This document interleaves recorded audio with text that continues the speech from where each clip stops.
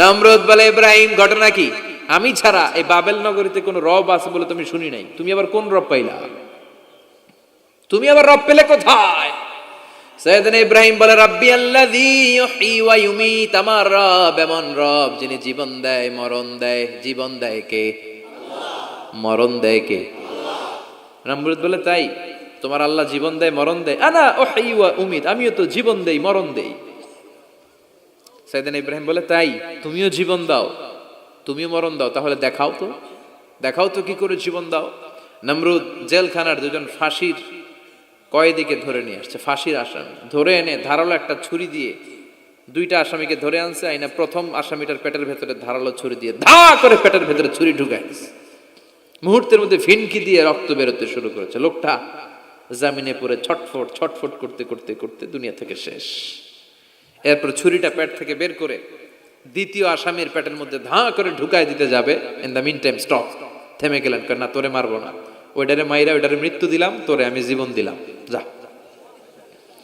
তোরে আমি আর ওইটারে। ইব্রাহিম দেখো, তুমি না বলেছো কেমন করে আমি জীবন দেই, কেমন করে আমি মরণ দেই? দুইটা আসামিকে ধরলাম, প্রথমটারে মরণ দিলাম, দ্বিতীয়টারে জীবন দিলাম, ঠিক কিনা? আসলেই তো প্রথমটারে কি দিছে, দ্বিতীয়টারে। সাইয়েদনা ইব্রাহিম বলে ফাইন্নাল্লাহা ইয়াতি বিশ-শামসি মিনাল মাশরিকি ফাআতি বিহা মিনাল মাগরিব ফাবুহিতাল্লাযী কাফার। আল্লাহু আকবার। সাইয়েদনা ইব্রাহিম বলে নমরুদ বুঝলাম তুমি জীবন দাও, তুমি মরণ দাও, বুঝলাম সব ঠিক। জেনে রেখো আমার আল্লাহ প্রতিদিন সকালবেলায় পূর্ব দিক থেকে সূর্য ওঠায়। পূর্ব দিক থেকে প্রতিদিন সকালে সূর্য ওঠায় কে?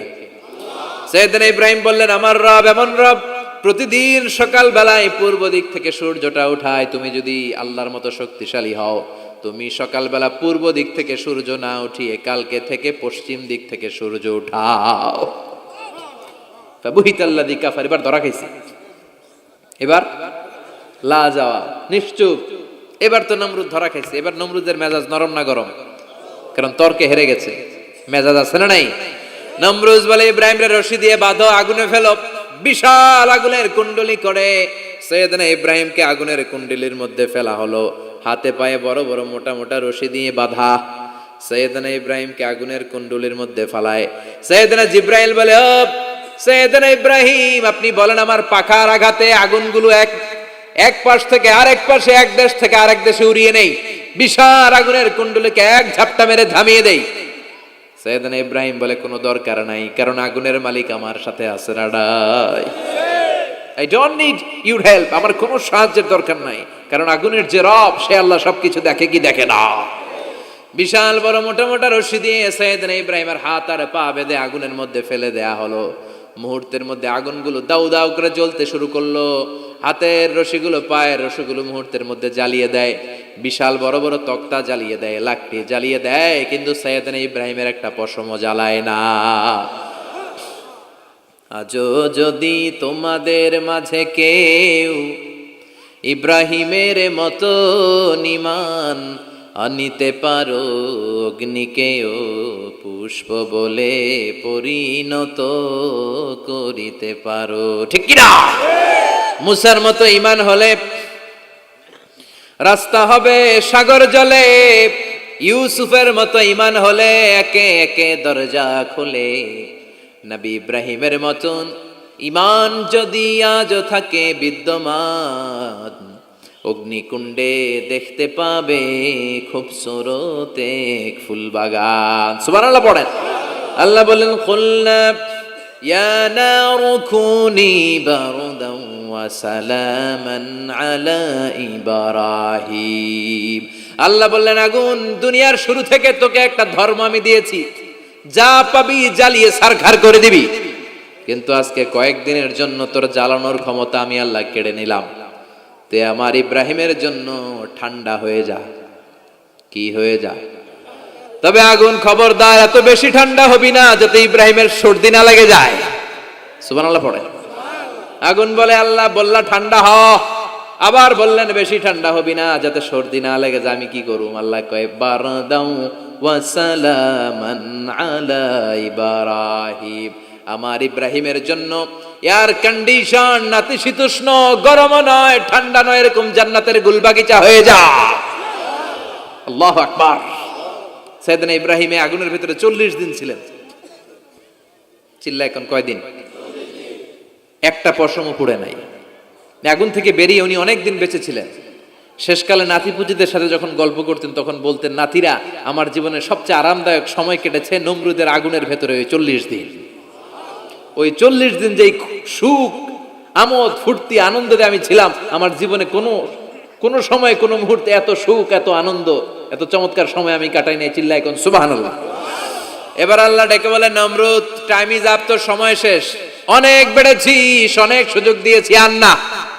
আমি আল্লাহ সব সময় ধরি না, ধরলে ধরে না, ধরলে আল্লাহ ছাড় দেয় কিন্তু ছেড়ে দেয় না। সুবহানাল্লাহ পড়েন। আল্লাহ কি দেয়? ছেড়ে দেয় না। আল্লাহ বলে, নমরুদ, এবার তোর শাস্তির পালা। তোরে আমি ফেরেশতা দিয়ে মারবো না, জিন দিয়ে মারবো না, সাইয়েদনা ইব্রাহিম দিয়ে মারবো না, তোরে মারবো আমি ল্যাংড়া মশা দিয়া। সুবহানাল্লাহ পড়ে। আল্লাহর বাহিনী, বাউদা জুনদুম মিন জুনুদুল্লাহ, এই মশাগুলো কিন্তু আল্লাহর সৈনিক। এই বাতাস আল্লাহর সৈনিক। 50 আর 70 কিলোমিটার বেগে যদি একটা বাতাস বয়, সব শেষ হয়ে যাবে, ঠিক কিনা? এই জলোচ্ছ্বাসগুলো আল্লাহর সৈনিক, এই ভূমিকম্প আল্লাহর সৈনিক। ছোট্ট একটা ল্যাংড়া মশা নমরুদের নাকের ভিতরে দিয়ে ঢুকে কামড়াতে শুরু করছে। নমরুদ লাফাইতে শুরু করছে। নমরুদ রে সবাই কয়, নমরুদ তুমি ড্যান্স দাও কেন? কারে ড্যান্স না, মশায় কামড়ায়। মশারও কামড়ানো বাড়ায় দিছে। নমরুদ এবার I M A disco dancer, disco dancer হয়ে গেছে। খালি লাফায়, খালি ডান্স দেয়। আহা, নিজের মাথার মধ্যে নিজে আঘাত করে, ঘুষি মারে, কিন্তু মশা বের হয় না। ও মিয়া, এই মশা ঢুকছে কার অর্ডারে? এটা যদি বেরোতে হয়, বেরো হবে কার অর্ডারে? সে মাথার মধ্যে কিল মারে, ঘুষি মারে, নিজের নিজে আহত করে ফেলে, মাগার মাথা থেকে মশা বের হয়। নাকের ভিতর দিয়ে মশা ঢুকে কামড়ানো, এটা কি চারটেখানি কথা? শীতকালে যখন কাঁথা গায়ে দিয়ে শুয়ে থাকে, মশা যখন পন পন পন পন করে কানের সামনে, খারাপ লাগে না? আবার কাঁথা টাথা সরিয়ে আবার শুয়ে, আবার বন বন বন বন। তো কানের সামনে পন পন করলে যদি আপনার এত কষ্ট লাগে, নমরুদের নাকের ভিতর দিয়ে ঢুকছে, মস্তিষ্কে কামড়াচ্ছে, ওর কেমন লাগে? নমরুদ আর পারে না, অসহ্য। নিজের নিজে মারতে মারতে হাত পা কপাল সব লাল করে ফেলছে। অবশেষে আশেপাশে চাকর বাকর, খাদেম খুদ্দাম যারা আছে সবাই বললো, আমি আর পারিনি, এবার তোরা মার, তোরা মার। সবাই কয়ে, নমরুদ আজীবন আম করে মারছো, এবার পাইছি খেলা, এবার ইচ্ছা মতো তোরা বিড়াম। এবার সবগুলো আমি নমরুদরে মারা শুরু করছি। মারতে মারতে বেহুশ মাগার মশা বেরোয়। এই মশা ঢুকেছে কার অর্ডারে? বের হবে কার অর্ডারে? তারপরও বেরোয় না। নমরুদকে এবার আমারে জুতা মার। কি মার? এখন আমরা পরি প্লাস্টিকের জুতা, চামড়ার জুতা, তখন পড়তো খরমের জুতা, কাঠের জুতা। খরমের জুতা, চামড়ার জুতা। খরমের জুতা বানায় কি দিয়া? কথা কন, চিনেন? এবার ক্যামেরা জুতা মার। সবাই এবার কাঠের জুতা লইছে, ইচ্ছা মতো পিটান শুরু। পিটাইতে পিটাইতে ওর মাথা ফাটিয়ে রক্তাক্ত করে শেষ। নমরুদের খেলা শেষ।